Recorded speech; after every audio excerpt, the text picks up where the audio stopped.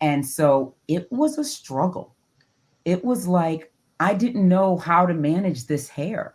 Right. I had relaxers since I was 4 years old, 4 or 5 years old. Right. So like whose hair even is this that I'm Right. looking at now? Like, Right. Whose hair is this? What's happening with it? And I right. What had do to I do with learn, it? yes, what do I do with it?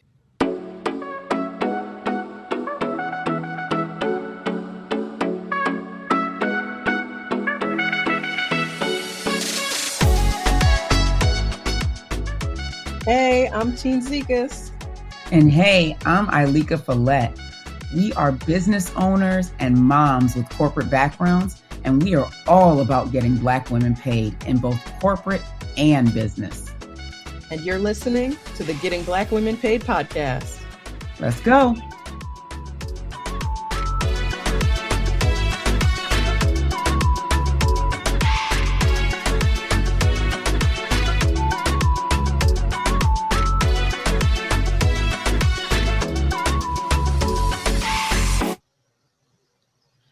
Hello and welcome to the Getting Black Women Paid podcast. I am really excited about this episode. We mentioned back when we were talking about code switching, something came up about hair, and we were like, we got to do a whole episode about hair. So here it is. We are talking about hair. And just a reminder, I am Teen Zekis. I'm the founder of Getting Black Women Paid. And I am Ileka Falette, and I'm a business strategist, and I help business women get seen and get paid. Yes, absolutely. So I'm gonna put it out there right now. I cannot stand my hair right now. So for anyone who's watching on YouTube, I'm hoping this is one of the last ones where you will see my hair like this. I so I'll start with right before the pandemic, I had committed to a shortcut that was going to involve, a lot of visits to upkeep. Mm. And so when the pandemic hit, I was like, okay, I don't have anybody to go to. So I started buzzing it short.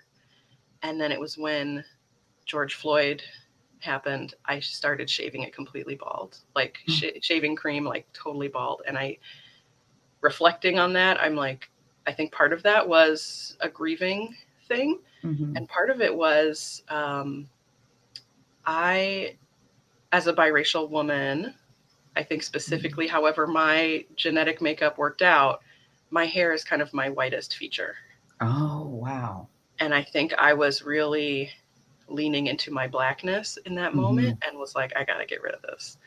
And so that's where I now, met you, when you had the yeah, shaved hair. Yeah. yeah. And so now I'm like, I've been trying to grow it out because I think I had in my mind that like, it's going to be when I'm older that I'm going to have this like shortcut all the time. But like this in between phase, I do not like, and I think it will take years. And so I think we are post the revelation that I'm going to have to start shaping it again, or at least buzzing the sides or something. So hopefully this is one of the last times you all will see this with it on my ears, on my neck, on Yeah. I hate it. What's so funny too, before we even get into like the big, deeper conversation around hair and where it comes from, what's really funny about today's episode is that, we text in between, like we're actual friends, right? And so Teen texted me the other day this video of this man in Trinidad, I think it was. Yeah. He was giving these women these incredible short haircuts. And she's like, I got to do it. It's time. I got to get my cut back. And I was like, do it. I was like, watching this video, I might do it. Right. I'm going to see if I can find that video and put it in the comments or in the description. Because it is, I mean, even just the transformation that the women experience and the joy in their faces upon seeing it really does tell you how important hair is in terms of our self-concept, our self-esteem, our like expression of ourselves. And like my favorite was the guy who did it. He was the barber. He would be jumping up and down in the background when they would see it. He was jumping. He was so excited. I was like, oh my gosh, this is incredible. Yeah, I mean, literally like jumping for joy. Yes. With each person. I was like, that's so much fun. But that's the thing, right? Our hair, we've allowed it to define us in so many ways. And for so long, right? So especially as Black women. I know, I remember growing up, it was like, I had a cousin whose hair didn't grow as much, right, as fast as some of us, right, and so she had to get a jerry curl. And then there was me. My hair kind of grew fast, but my sister's hair grew so much faster. And so I remember literally being jealous that my sister's hair grew faster than mine, and it was a thing. Like we used to sit there, like, look, my hair is like we would try and pull it down to see whose hair was the longest. And it was such a and when you think about it, it's such a weird thing. And it's like, where does that even come from? Why is that such a huge part of our identity? You know, Right. and what are we trying to prove with it at the end of the day? Well, and there's this whole culture around good hair. Mm-hmm. If you have good hair, which unfortunately often means proximity to whiteness. Right. Exactly. Right. If it's less kinky, if it's more like what a white person's hair looks like, right, that was considered good hair. And that's why people were relaxing their hair or were doing whatever, was this like, proximity to whiteness. And I think about it every time I hear the term like professional hair. Oof. Like, what is professionalism in general? This is what we consider, right? Right. And for those listening, Ileka's pointing to her relaxed. No, it's not relaxed. It's straightened. It's just combed. Yeah. Oh no, I can't. Relaxers give people fibroids and all kinds of stuff. We don't even want to go into all the craziness that we found out comes from relaxers. But yeah, I straighten my hair sometimes. And you know what's super funny is when I straighten my hair, my husband always, like, as soon as I walk in with the straight hair, he's like at it. Like, it's almost like I've walked in with a skunk in my hands or something. Like, he is just so annoyed that I have straightened my hair, and like, and in his mind, I've done something else with it. Like, all of a sudden I've straightened my hair and I'm wearing like a face full of makeup. In his mind, literally no makeup, but he puts it in to him, it's fake. And you're right. You're putting on some kind of show. Yes. Yep. Yeah. Exactly. Well, and I think that's why this came up during the code switching conversation, right? Yes. Is, what is this facade that we're putting on by trying to make our hair something that that is different from how it naturally grows out of our head? Right. Yeah. Yeah. And what's funny to me is, as we're kind of leaning back into the conversations around code switching and the hair stuff, I always looked at it in different ways. I think this is two conversations. I think one is how we look at our own hair, and two is what it says in corporate, right? So it's like or what's professional, right? So the side I want to talk about really quickly is, how we look at our own hair, right? Like for me, I used to think it had to be straight in order for me to look okay, right? But I went natural, meaning by going natural for anyone who's pretty much not Black, because all Black people, I think, for the most part, all Black women know what that means, right? So anyone listening that's not, right, going natural really just means like no longer getting a relaxer, right? So I did this in 2010. 2010 was the last time I got a relaxer, and I was pregnant with my second son, and I remember January I got in a relaxer, January 2010. And I found out I was pregnant like February. And I just was like, I don't think I don't get them while I'm pregnant. And then after I had them, I was just like, I'm just not going to get another one, And so it was a struggle. It was like, I didn't know how to manage this hair. I'd had relaxers since I was 4 or 5 years old. Right. So like, whose hair even is this? Now? Like, whose hair is this? What's happening with it? Right. And what do I do with it? Yes. What do I do with it? Exactly. Yeah. Well, and learn. I want to go back quickly to, you didn't get relaxers when you were pregnant because the chemicals are so toxic that you didn't want to harm your child. Right. Like, so, I mean, just the idea that we have this expectation that you are going to regularly expose yourself to those things so that you can look more acceptable in whatever way we've decided is acceptable. It's just, and the funny thing is, I know for myself and my sisters for sure, because we all got perms so young in age, and for so many of us, especially at that time, we didn't even know what our regular hair looked like, so we didn't know if it was unacceptable. We were getting relaxers because at that point it was just what we did. That's just what you normal. It was like someone tells you that you have to stand in this line. So you just stand in the line and you keep standing in the line until Right. someone tells you not to. Well, and you're the And age that's you're what the learning about. relaxer was. You're the age you're learning about everything. Okay, I got to brush my teeth. I got to do whatever. I got to relax my hair. Right? Like it's just one of the things you do. It's just one of the things. Yeah. And so, but when I did it, I didn't know, I'd never felt this type of hair coming out of my head. I only had to get, I got relaxers maybe every 2 months, 2.5 months. And I didn't even realize that my grade of hair wasn't it, because I could go that long without getting a relaxer. I probably didn't need one as much as I thought I did. Right. Otherwise, you would have noticed the right, exactly. And like, oh, it's time. Exactly. Yeah. But I needed one in my brain, in my mind. Right. Mm-hmm. But once I got rid of all that and decided that I was just going to have my hair, I had to figure it out. So it was either, I could do braids or I had to figure out this twist out. And remember, this is 2010, 2011. There weren't a lot of videos out there. There was one woman, Natural 85, and some other woman whose name started with like SH. I don't remember the rest of her name. And they had a couple of videos on YouTube and we were all struggling through it. We were all just on our own. Right. Yeah. Because no one ever taught us. My mother doesn't know how to do her natural hair. Right.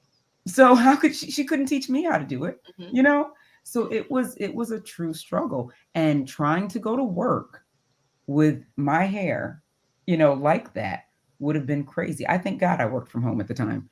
Because if you would have seen me, you would have passed right out. You'd be like, you would have fainted. Yeah. And that actually is the reason I had the courage to shave my head too, was that I was working remotely. And I was like, well, if it turns out I have a crazy shaped head, I got some time. I can leave the camera off for, a few weeks or whatever. Right. Exactly. It's just so funny because, again, acceptable. Right. And at the end of the day, we've got to look at what we've decided is acceptable versus what the world has. So going back to my husband, he looks at me and he's like, when I have straight hair, in his mind, I'm just trying to be white. That's essentially what it is. Right. And I'm like, that's not even it. I'll wear my hair straight sometimes. I'll wear it in braids sometimes. Sometimes I'll just wear a wash and go. Like I'll do different things.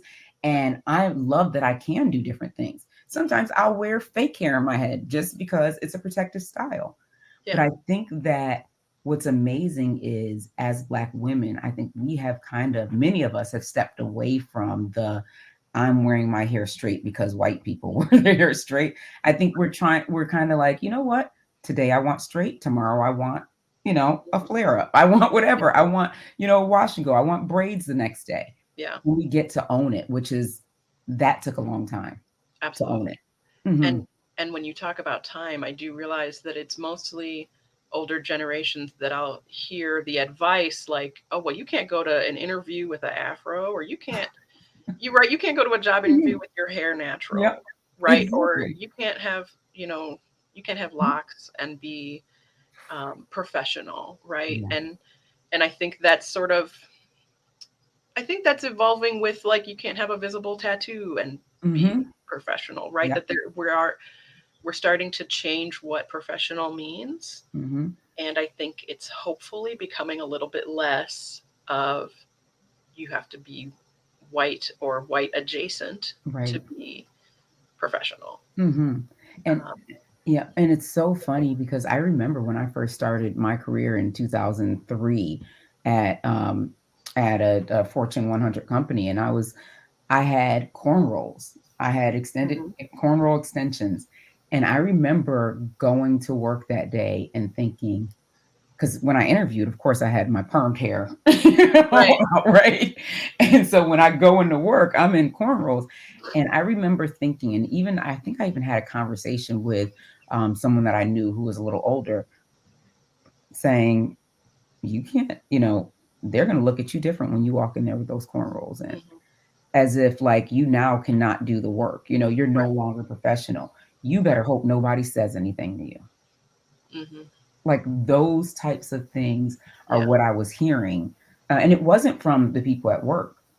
It was actually from those around me, people that I knew. Right. And I was nervous walking in that first day, but I was like, I just got these cornrows done. Right. I'm not taking them out. Right. At the time, I had paid $74 for that or something like that, whatever the price was. I have no clue.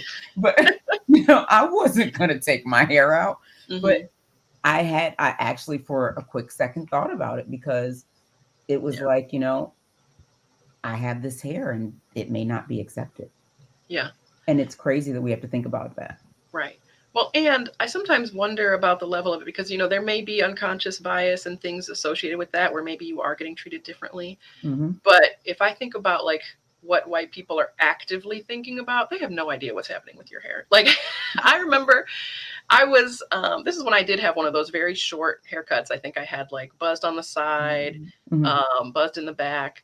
And then on Halloween, that was right when they had announced that Ariel was going to be black in the new movie. Yeah, And I yeah. was like, all right, I'm going to be Ariel Yeah. for Halloween, right? And I got this curly red wig and I put it on and my, I think it was my like skip level boss was like, oh, did you dye your hair? And I'm like, you can't tell that this is like a different length. It's a different kind of curl. It's a different way. Like they have no idea The what's day happening before, there. I had a buzz cut. Are you serious with this? Right. They're like, oh, that grows fast. Like they don't know. Yeah. And so we put a lot on ourselves, I think, and each Mm-hmm. other Yeah. about, you got to do this or that. And Yeah. a lot of them don't even know what we're doing. Mm-hmm. And from that standpoint, I definitely agree with that.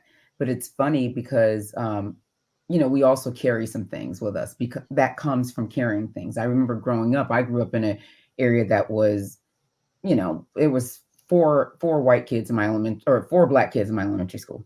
Four. Yeah. Me, my sister, and the two people who lived across the street from us.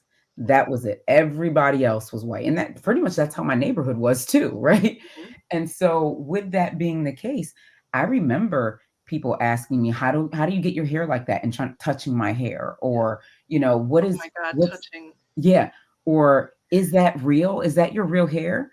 Or how did it go from being this long, last week? And this is like high school at this point, but how did it go? It was this long yesterday and now it's down to here with these braids. I don't get it. Yeah. What's happening? That's fake hair. How did you get fake hair in your, and it's like, why are we, and it's kids, at the time it's kids, but at the same time, it's also giving me as a kid, Right. it's hitting my subconscious. I'm like, oh my goodness, why are they asking about my hair like this? But also, nobody teaches them to grow out of it. I've had grown women touch my head without permission. Right. I'm like, that's assault. You cannot just touch people. Like, that, outrageous. I wanted to go back quickly to when you mentioned that, your own mom didn't know how to take care of hair that was not relaxed as well, because that's what her experience was. And I was thinking about being biracial. My mom is white. Yeah. And throughout my whole childhood, she permed her hair. So for Black folks listening, that's making it curly as opposed to relaxing, which is making it straight, right?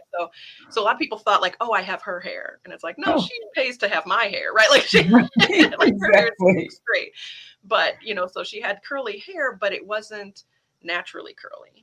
And so she didn't have the knowledge about like, how do you take care of naturally curly hair, or like, how do you, well, none of us knew how to cut naturally curly hair. No. I have a picture. It's a family picture. I must have been in like middle school, and I had that like triangle hair because they had, wet it, combed it straight, and then just cut it straight across, and then it just like poofs into a triangle. That was my haircut for most of my childhood, right? It was like I was a grown adult before we learned about layering. Okay. Exactly. Or anything that we could do outside of this. But even just how do you take care of it? So this is a quick story. So when I had missed the deadline to start school by like 2 weeks.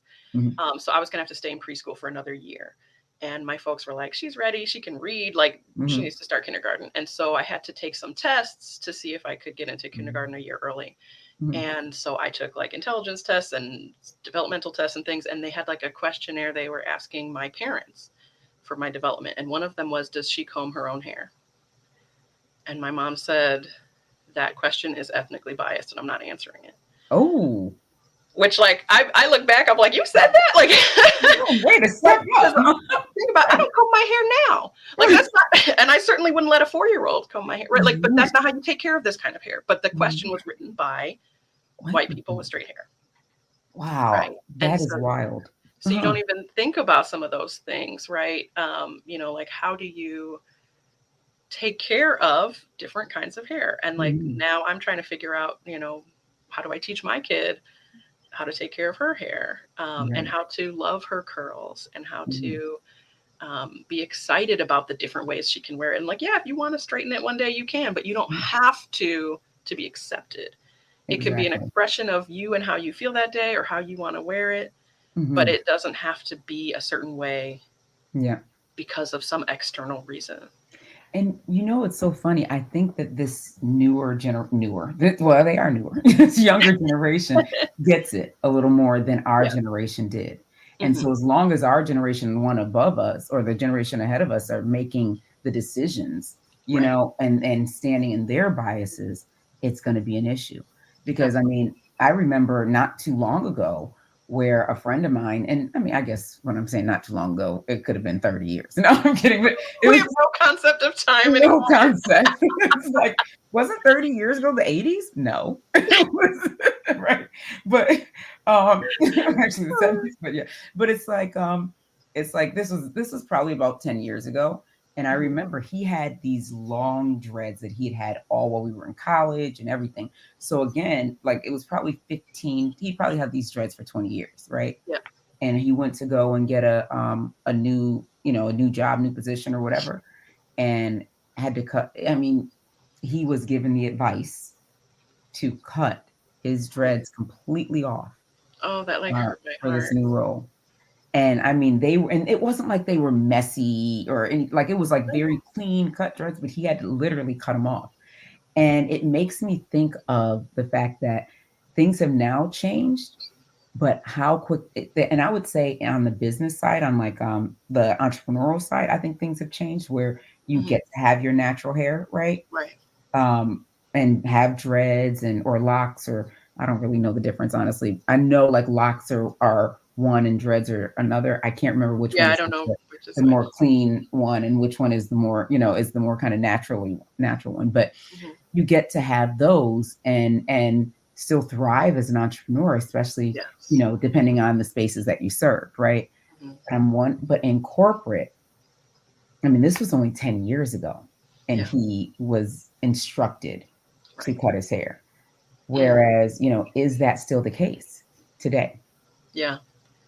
Oh, I'd love to hear from our Mm, listeners. You yeah. know, have you found that um, you need to wear your hair a certain way in order to Mhm.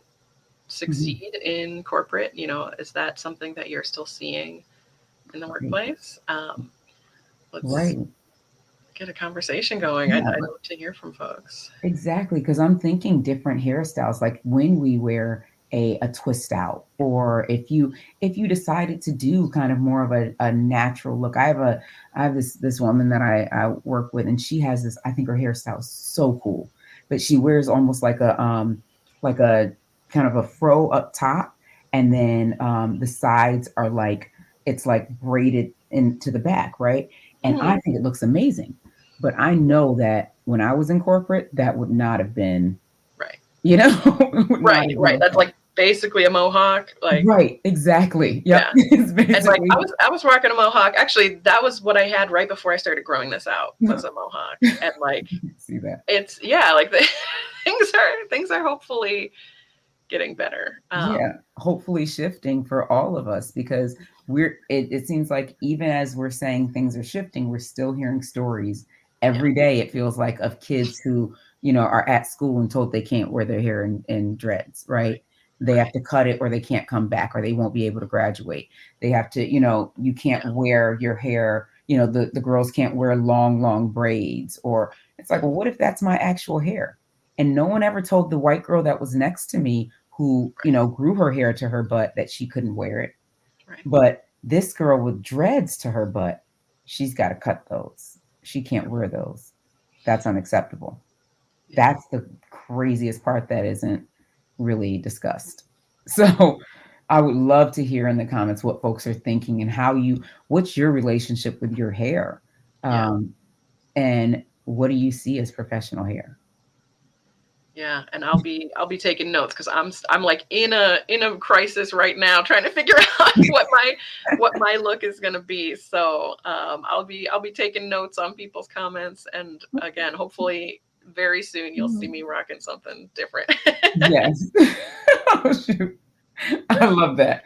I think we got to have another conversation about hair too. Just kind of, because it's maybe even with a guest. Oh, that would be really cool when we have one of our guests on to talk about hair, because I think it's a big topic, especially amongst Black women. And when we're talking about getting paid, do we feel like the hair is is one of the things that's holding us back? Yeah, That could be holding us back. absolutely. You know, because when we see, frankly, when we see the and I can't think of anyone who's not this, but when I see the Black CEOs, women who are, CFO or C levels at these big companies, or even heck, Michelle Obama, Oprah, we don't see the afro. We see the straight hair.